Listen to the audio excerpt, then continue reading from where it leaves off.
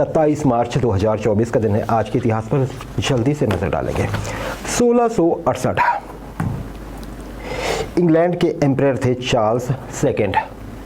उन्होंने एक गजट जो होता है सरकार का, ब्रिटिश गवर्नमेंट का उस समय पे, उसमें एक चीज़ प्रकाशित होती है आज के दिन कि ये जो बॉम्बे शहर है, मुंबई वर्तमान में, ये ईस्ट इंडिया कंपनी को सौंपा जाता है। क्यों कंपनी को यहाँ पे भारत में अपने पांव जमाने के लिए एक ठिकाने की आवश्यकता थी और ये सरकार के पास पहले ही था। आपको पता है वो दहेज में सारा कुछ ये जो हुआ था मुंबई को लेकर। तो आज के दिन ये ब्रिटिश ईस्ट इंडिया कंपनी को दे दिया जाता है कोलाबा एरिया को छोड़कर। कोलाबा वही जहाँ पे ताज होटल और बाकी सारी चीज़ें हम जानते हैं, मैरिन ड्राइव वगैरह वाला, उस एरिया को छोड़ के बाकी सारा ब्रिटिश ईस्ट इंडिया कंपनी को दे दिया गया। ये और का किराया मुकर्रर किया गया जी।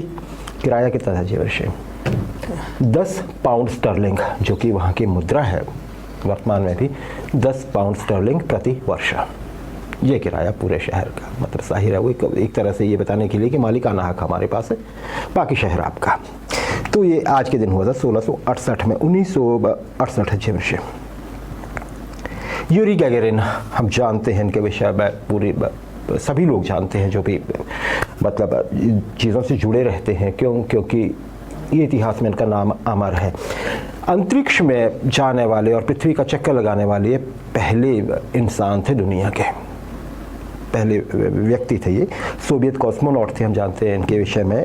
12 अप्रैल 1961 में इन्होंने 108 मिनट में एक चक्कर लगाया था, पृथ्वी का एक ही लगाया था, और वो वॉस्कोज 1 स्पेसक्राफ्ट था। ये ध्यान रखिएगा आप जब भी कभी, खासकर हमारे जो मित्र जो प्रतियोगी परीक्षाओं में बैठते हैं। अच्छा, आज के दिन क्या हुआ था? तो फिर आज के दिन 34 वर्ष इनकी आयु थी और उनकी मृत्यु हो गई थी। एक कॉस्मोनॉट जी, एक इतना बहादुर व्यक्ति जो अंतरिक्ष में जाने वाला पहला इंसान बनता है जब कोई सर्टेनिटी नहीं थी कि वो वापस जिंदा आ पाएंगे, लेकिन उनकी आज मौत हो जाती है। होता क्या है, ये एक रूटीन फ्लाइट के पायलट थे।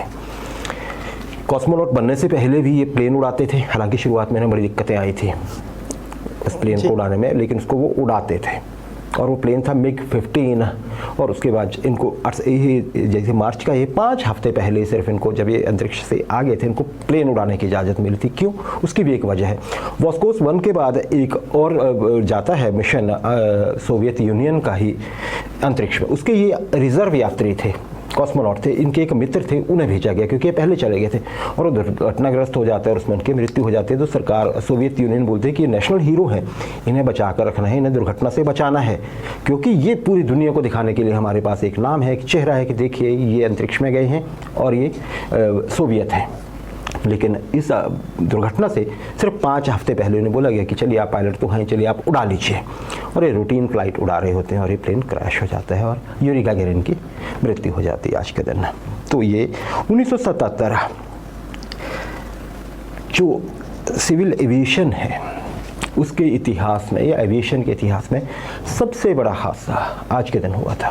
सबसे बड़ी दुर्घटना किस मामले में? जिसमें सबसे ज़्यादा लोगों की जान गई थी। स्पेन के कैनरी आइलैंड्स में एक द्वीप है टेनेरिफा, वहाँ पे एक एयरपोर्ट है, आप ये समझिए स्ट्रिप है।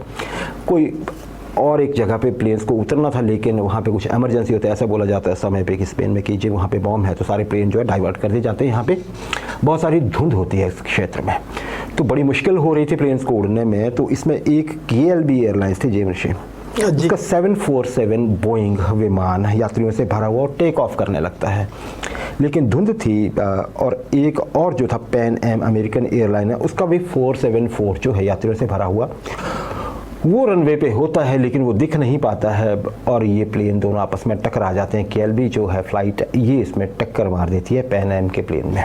कुल 583 लोगों की मौत हो जाती है। हालांकि ये शुक्र था पिछले हिस्से से टकराया था, पैन एम के 68 लोग बच जाते हैं जो आगे बैठे थे खड़े जहाज़ के, लेकिन जो गति में था उसके। तो ये एक दुर्घटना बहुत बड़ी आज के दिन की।